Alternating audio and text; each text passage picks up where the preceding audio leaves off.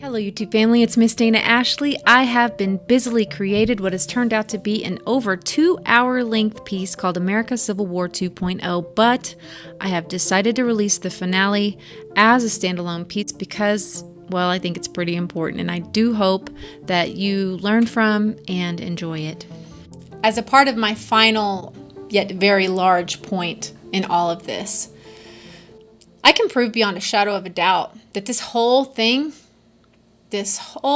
final stage of victim-oppressor psyop, it's designed for our destruction because the entire premise that has created the current day grievances that you'll see people offering, the asking for reparations.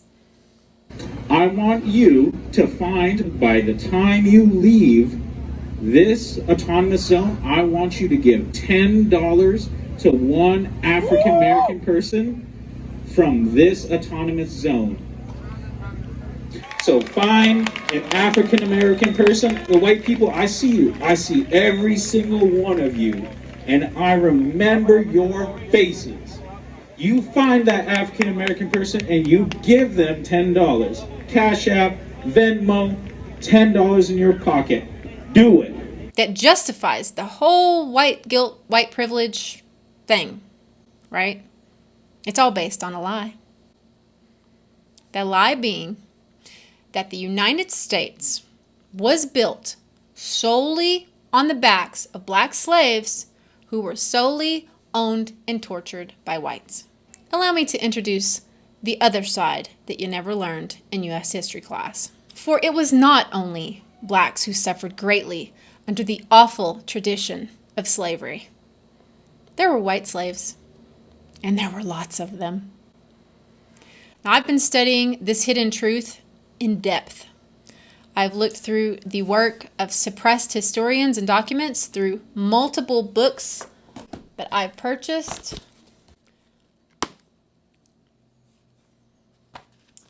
Many of them. Okay? Here's a quote from one of the authors of this book that I bought called White Cargo.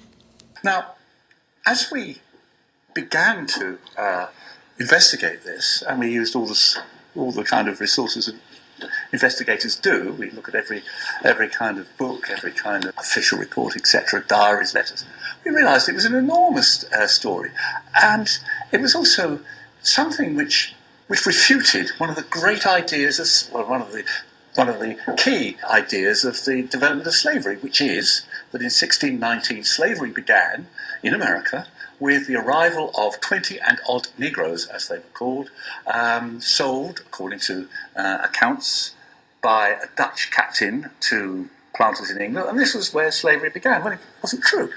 Slavery had begun earlier. Children and women and convicts had been sold earlier than that, and although a small number of Africans were subsequently brought to Virginia and sold over the next decades, only very few, only 350 years later. 20 years later. But meantime, hundreds, thousands of poor whites were being brought in, and on various convicts and children, etc., and they were being enslaved. Well, after hearing that, you might be wondering, well, why haven't I heard about this? Perhaps that's because Hollywood never saw fit to make a multi-million-dollar movie about the topic. If we as a people even knew etymology better, we would have already figured out that the word slave itself comes from the word Slav, as in Eastern European descent. To be fair, all races at one point or another have suffered from slavery in some way, but white slavery specifically has been a huge reality in the history of the world that even Wikipedia, notorious for being selective about their histories themselves, have been forced to host an entire page on. This page goes over not hundreds of years of history, but thousands of years of proof of white slavery in the world. For example, well over 1 million Christian slaves were sold to Muslim masters via the African slave traders. This is the story of the slave trade between Europe and Africa, a tragic tale of coastal villages raided, and men, women and children carried off into captivity, loaded onto ships, taken to be sold as slaves in another continent and never seeing their homes again. A familiar enough narrative, except that in this case, the villages being depopulated in this way were English, and the slave traders arrived in ships which had sailed from Africa. Long before the British ever became involved in the slave trade, slavers out of Africa were raiding not only the British Isles, but many other European countries. From Iceland to Malta, Ireland to Spain, and Italy to the Netherlands, carrying off white slaves to be sold in the slave markets of Africa. The Barbary pirates were actually after people, white Christians specifically, who could be sold as slaves in Muslim countries. Slavery was an old African tradition, and it is not to be wondered at that it flourished on what became known as the Barbary Coast. Of course, everybody knows about Europeans going to Africa and taking the people off into slavery. It's taught in schools. White slavery is not so well known.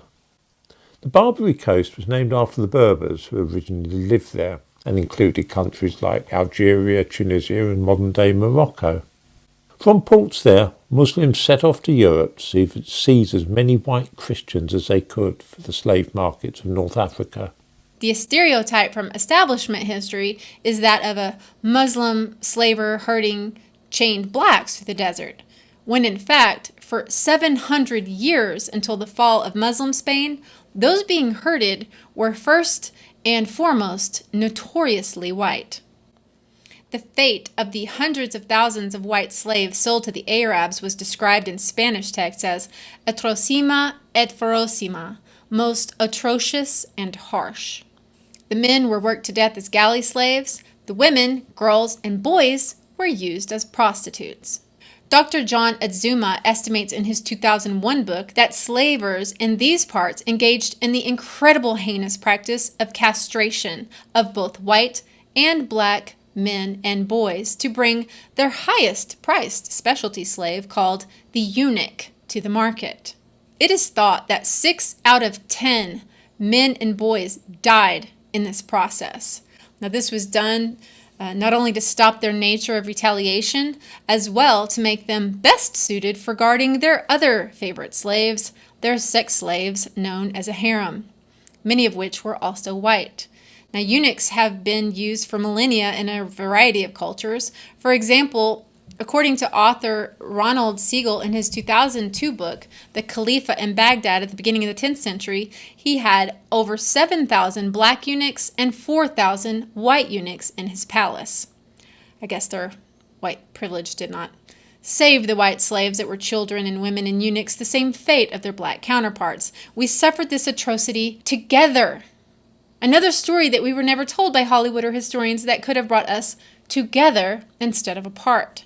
All over European seas and coasts, the Barbary pirates in the 16th and 17th centuries constantly ransacked ships ran by Europeans, where they emptied them out, chained them up, and hauled them off to sell in northern Africa. How extensive was this trade? Was it a trifling affair of a few hundred people here and there? Hardly. The island of Gozo, part of modern Malta, was attacked in July 1551 and the entire population of 5,000 people taken off into slavery. The sack of Baltimore in Ireland gives one good example of what was going on at that time. The entire population was removed.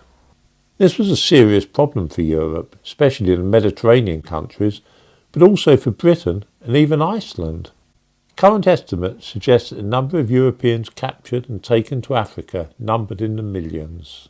Yet we were all taught the romantic and entertaining stories of the pirates, those radical and lovable fellows, but not afraid to walk you off the plank in their search for treasure, right? But our history books, cartoons, and films failed to show us that, in fact, they were deep into the business of the snatching and sale of souls. And white Christians were their favorite variety. European slaves were acquired by these pirates in slave raids on coastal towns from Italy to France, England, Portugal, to the Netherlands, even Iceland, and taken to Africa for their sale. European men, women, and children were captured to such a devastating extent in these seacoast towns that vast numbers of them were abandoned for fear of this dreaded fate. Now, we all know that America abolished slavery in 1865, right? But how many knew that it wasn't until 1904 that an agreement in Paris regarding the international white slave traffic was penned? The International Agreement for the Suppression of White Slave Traffic geared in great part again to the white women, little girls, and little boys that were still being commonly sold as sex slaves. Why haven't your women activists told you that story, huh? In the early 1600s, whites, mostly Irish, and African blacks were enslaved together in the sugar plantations in the West Keys and places like Barbados. This West Key Island man's accent, celebration of St. Patrick's Day, and song will make a whole lot more sense when you understand this fact. No Colleen, me own, there's a depth in me soul, never sounded unknown. Sure I love the dear silver that shines in your hair, and the brow that's all furrowed and wrinkled with care. I kiss the dear fingers so toil-worn for me. Oh, God bless you and keep you, Mother McCree. Perhaps you find yourself wondering whatever became of those white slaver pirates. Well, when you consider the fact that President Thomas Jefferson, starting in the year 1800, brought the U.S. Navy back to life for the purpose of one of our country's very first military operations, the Barbary Wars, to stop the pirates' extortion and terror of white enslavement against U.S. merchant ships, and they did so quite successfully. You then must consider that your U.S. history books never told you that, and therefore you must deeply question everything else they taught you. As for Hollywood, can you even imagine how fantastic a movie could portray this event? It would easily make hundreds of millions of dollars. But movies aren't made merely for money. They're made to reinforce your programming. I think I found the deepest meaning for the phrase whitewashed when I fully realized the depths to which these historical facts have been completely removed from our American and world history classes as well as establishment academics. Again, I'm talking about the chained up by the neck, traded off as cattle, shipped off, bought and sold, claimed on one's taxes, white slaves in colonial America. David Bryan Davis, writing in the New York Review of Books, said, as late as the 14th and 15th centuries, continuing shipments of white slaves flowed from the booming slave markets on the North Black Sea coast. From Barbados to Virginia, colonists showed few scruples about reducing their less fortunate countrymen to a status little different than that of chattel slaves. Now, Random House Dictionary of English Language defines slavery as ownership of a person or persons by another or others. Now, this certainly describes the significant portion of whites brought to the colonies, as a greater number of them died than survived while still being bound in servitude. The book They Were White and They Were Slave states, white slaves transported to the colonies suffered a staggering loss of life in the 17th and 18th centuries. During the voyage to America, it was customary to keep the white slaves below deck for the entire 9 to 12 week journey, chained with 50 others to a board with padlock collars around their necks. Independent investigator A.B. Ellis in the Argosy writes, concerning the transport of white slaves, the human cargo, many of whom were still tormented by wounds, could not lie down at once without lying on each other. The, quote, dungeon below was darkness, stench, lamentation, disease, and death. Now, I learned through study that unlike the black slaves who were purchased by African slave traders for a significant amount of money, the white slaves were mostly taken at no initial cost. Therefore, slavers apparently were less worried about protecting the survival of their investment. As the book Labor in America, A History describes, upon arrival in America, white slaves were put up for sale by the ship captains or merchants. Families were often separated under these circumstances when wives and offspring were auctioned off to the highest bidder. As for colonial America, there were some who had signed up for indentured servitude willingly, which we got about one paragraph of in school, and the story ended there. But they certainly didn't tell us that the vast majority of people technically falling under this category never agreed to this contract, but were taken unwillingly. We were given the false impression, aka lie, that all these people signed up for this ability to pay for their shipwright across America by working it off a number of years, and technically, this is who should be called an indentured servant. However, this is absolutely not how history played out, according to the actual records. Far more often than not, these were not willing participants, and only a small fraction of the full number made it to the end alive to receive their allocated land at the end of their term. To give you an idea of the numbers of white human bondage we're talking about, according to the book Bound Over, from 1609 until the early 1800s, between 1/2 and 2/3 of all the white colonists who came to the New World came as slaves. We were never told that a staggering 20% death rate of these unfortunate souls during their shipping was considered acceptable, and that losing 50% of the cargo to death was not that uncommon, especially when children were involved, and there were often children involved. As an indenture, getting married or having a baby was not allowed, and if a young woman did get pregnant, her contract would be extended by years, and her baby would be indentured for 31 years, or simply taken from the mother to be sold and never to be seen again.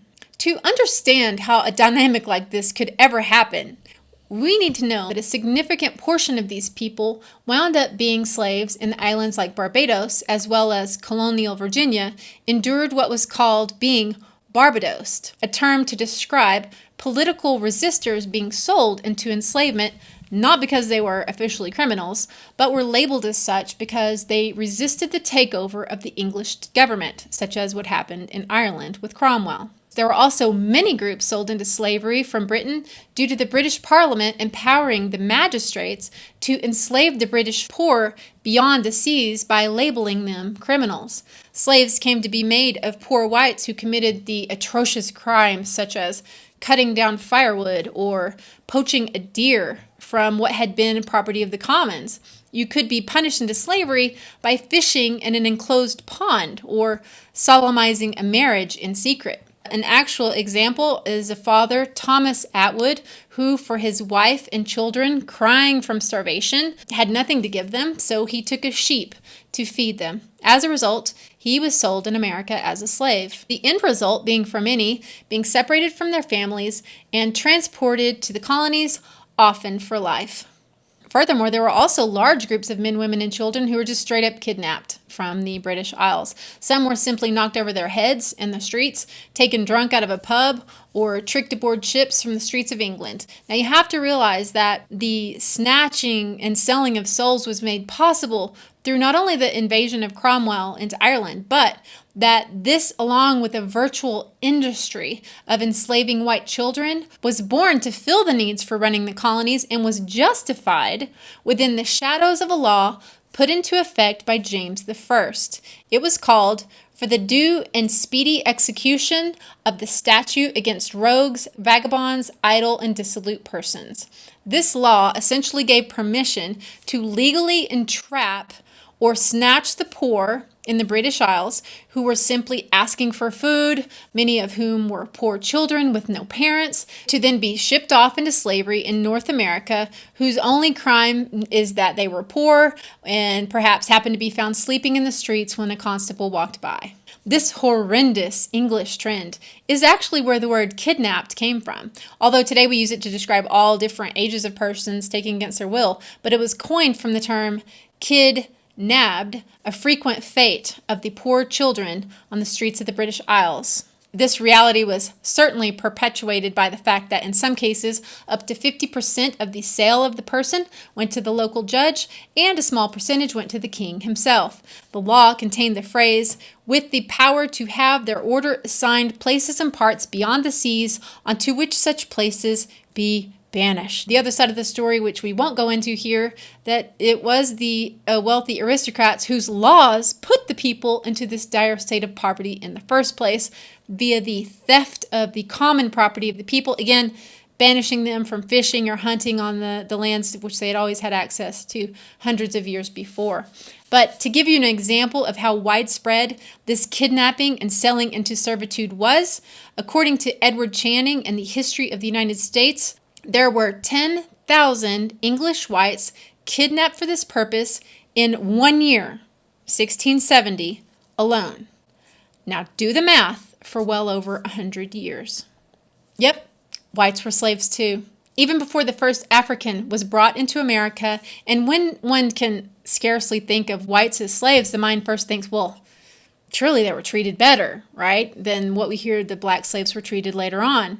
But in the documents, when you dig deep, paint a very different story. Like those found in the records of Middlesex Country, Virginia, whippings were commonplace, as were iron collars and chains. The horrifying treatment was not an uncommon reality of whites in bondage in the colonies, but it was so common, in fact, that the whipping of white slaves resulted in so many being beaten to death that in 1662, the Virginia Assembly passed a law prohibiting the private burial of white slaves because such burials helped to conceal murders by their masters. The colonial records are simply chock full of the death of white servants by beatings and starvation and exposure, yet you'll find no conviction of the murder of their masters, only innocence, perhaps due in part to the fact that it was only the propertied white class, and therefore for whom white slavery was very profitable, that were allowed to serve on a jury. White slaves and white servants were forbidden this privilege. Look, this certainly is not a look who suffered contest. I am forced to point out a very deep, dark fact about our nation's history because of this contrived narrative that is today using the lies by the offspring of the same elites that today are causing so many of us to openly hate and persecute each other right now. This omission of our true past is a crime in and of itself. The horrendous story of black slaves, and it was a horrendous story, has been told over and over and over. But the horrendous story of white servitude and slavery has been completely and purposefully hidden.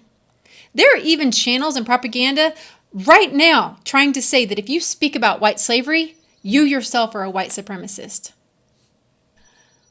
What? Shouldn't it be obvious that admitting to the most humiliating human experience in existence, that of slavery, is about as opposite of supremacist as you can get? Why shouldn't we learn from our horrible mistakes, all of them, of the wrong ways we treated all people? Meanwhile, the tons of Irish slaves brought into America suffered horrible prejudices for many centuries following. Prejudices for simply being Irish, effectively preventing them from getting jobs or housing. Signs like this all over America at that time were not uncommon, perhaps because the story of white slavery was hidden in the retelling of American history and never told through American media.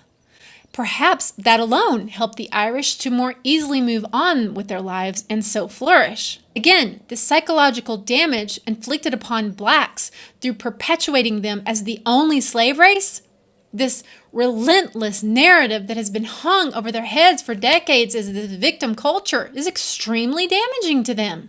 Shouldn't it be a relief that they're not the only ones? That they could perhaps make them feel not so alone in this measure? But again, that is not what our keepers want.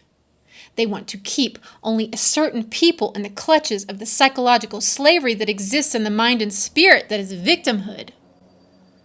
And that woman you saw earlier, I think she was Jamaican American. She didn't have it. Blacks are oppressed. I am black. I'm not oppressed. I am free. That's good for you. That's an individual person. What about a systemic issue? Where? I do what I want. You have the skills. This is a country where you have the skills. You want to do what you want. You do it.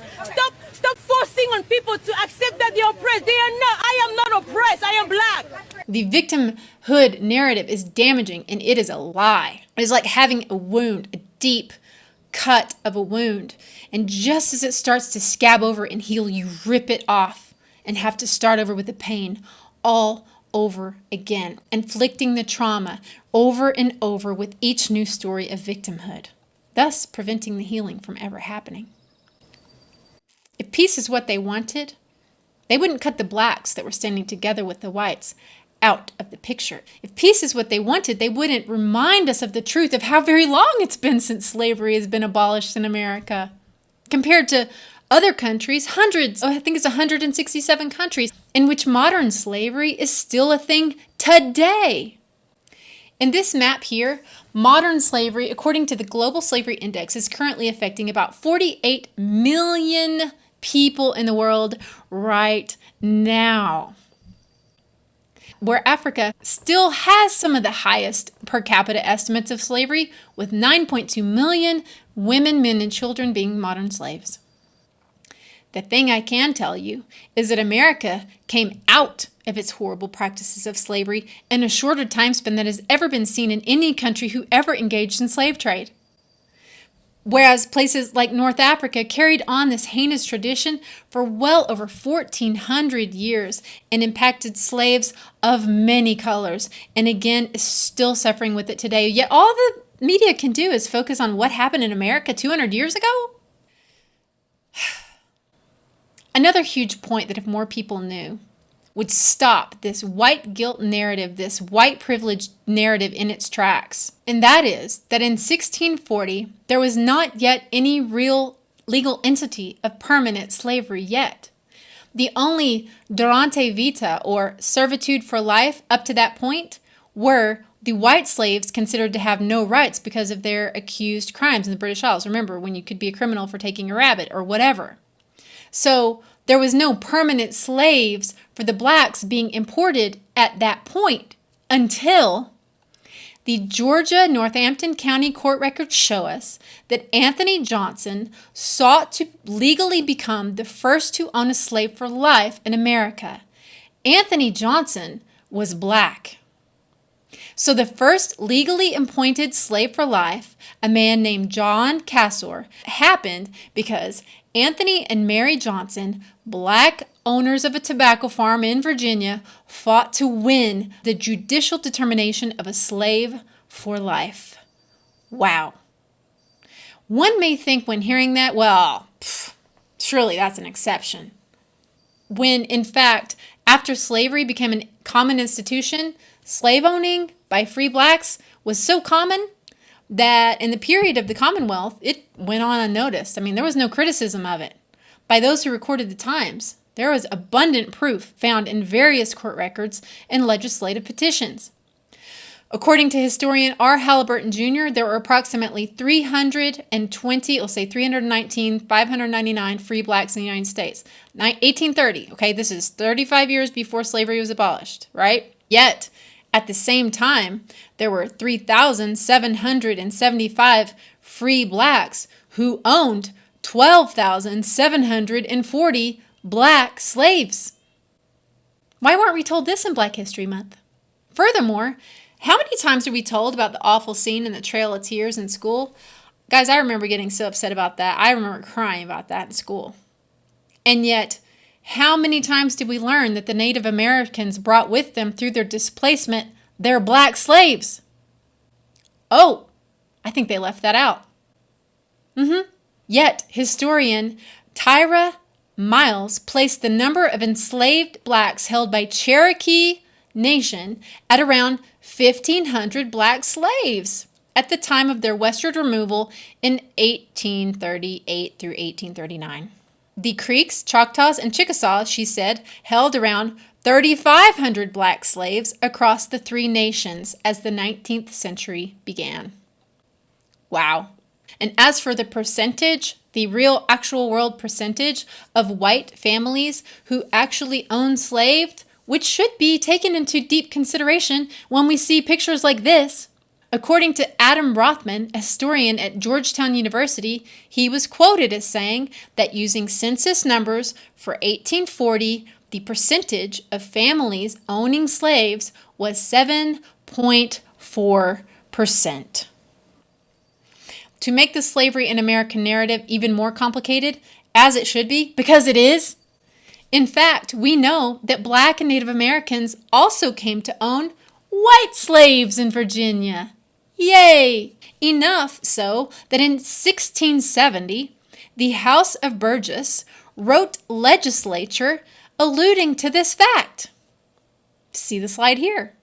The law, though, apparently was not heeded since 35 years later, it was written also into Virginia's Slave Code of 1705 that reiterated a law indicating that Blacks and Native Americans were still owning or purchasing Christians, which was a euphemism for a white person. By recounting and emphasizing again and again and again the sufferings of only Black people under slavery, with no mention of the riddled and long history of whites being enslaved, not only in the history of the world, but right here in the good old US of A. The white student of today is made to feel that his ancestors alone were cruel, morally retarded, and evil. They are made to feel that they owe Blacks a nearly infinitesimal compensation, since they are taught that Black people's problems today are the legacy of hundreds of years of slavery for which white people are solely responsible. Yet, the evidence that I have provided with you today offers a mountain of contradiction that is the other side of the story. White students today are taught the lie that the relative prosperity we enjoy today, if we are actually blessed to enjoy it, many of which are not, was achieved largely by the exploitation of Black slaves. Is it any wonder that thousands of our young people join Freemason Jesse Jackson in chanting, "Hey, hey, ho, ho, Western culture's gotta go"? Why are you on We're on your side! We're on your side! Holy shit! What? We're on your side! We're on your side! And remember how earlier I talked about all of this being about order out of chaos? Well, even white guilt, this apex of the chaos we see now, was planned over many decades. Evil elitist from a banking lineage, Frederick Lieneman, was a handler to Winston Churchill, and he admitted this according to the personal memoirs of Lord Sherwell when he was quoted as saying, "Do you know what the future historians will regard as the most important event of this age? It will not be Hitler and the Second World War. It will not be the release of nuclear energy. It will not be the menace of communism. It will be the abdication of the white man." Jesus said, "Follow me." He never said, "Follow Freemason occultists used to divide God's people, who by their very nature are antithetical to Christian principles." I've already showed you that it was the mystery religions of Babylon that crept into America from her founding. It is today the same Antichrist spirit that has perpetuated the evils that we are all suffering from today. Yet we wrongly teach our children through the media, nothing short of a false history in school, that it was Christianity that was to blame. Is it any wonder that they reject their European heritage, who has been through massive amounts of persecution, Rome, Inquisition, to turn around and embrace anything, any other culture besides their own? When we know the truth, that it was none other than true Christian culture and principles that pushed slavery into history where it belonged. If more Blacks knew that what has done the most to harm them were the lies that they've been programmed to believe through their music, through the media, the lies that money will fulfill them, the lies that women are to be used and throw away, the lies that we've all suffered under believing, that promiscuity is better, that men are always toxic, that women should be dominating men as well as dominating the world. Women, our gift is in our ability to nurture, our empathy, our ability to be flexible and supportive, yet your feminist movement has destroyed you and your family. We're taught that pride and narcissism and love of self is proof of happiness. all the while Americans have suffered to some degree under the lies of all these programs, I do believe that blacks have suffered and been targeted far more deeply in this endgame that we are all seeing unfold right now, with the victim oppressor psyop coming to a head, so that we will all willingly take part in this Civil War 2.0 designed to destroy each other, rather than stopping and taking a good long hard look at who's pulling the strings. Our history was written by the victors, and for them, their ultimate victory of controlling the entire planet through a new world order is not yet in their grasp, but it's close. Real close. And for them, this is a winner-takes-all ending, and they're not above using us against each other in order to achieve it. In fact, because we outnumber them by so much, they have to. They have no other choice. Until they are able to integrate technology into our body itself, it's the only way.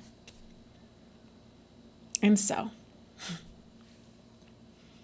we choose to tell them to stick their chaos-instigating measures used to divide us where the sun don't shine, and we choose to love each other. We choose to turn off the news and turn off the media and ignore the celebrities that are selected to deceive us. We choose empathy for the plight of all people, of all colors that have been misled by those who consider themselves illumined.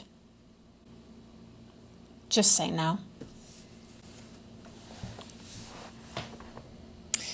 So, that concludes my presentation about this. I love you guys. For those of you who have written, emailed, and reached out to me, I am so sorry it has been so long. If any of you have emailed what you think was a really important personal message, could you please resend it to me? I hope to have the full Piece of America Civil War 2.0 up within 4 days or so.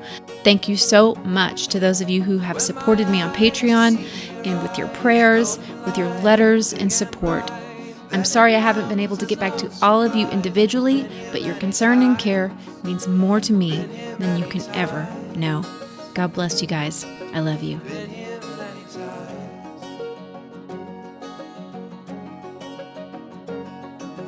Where my heart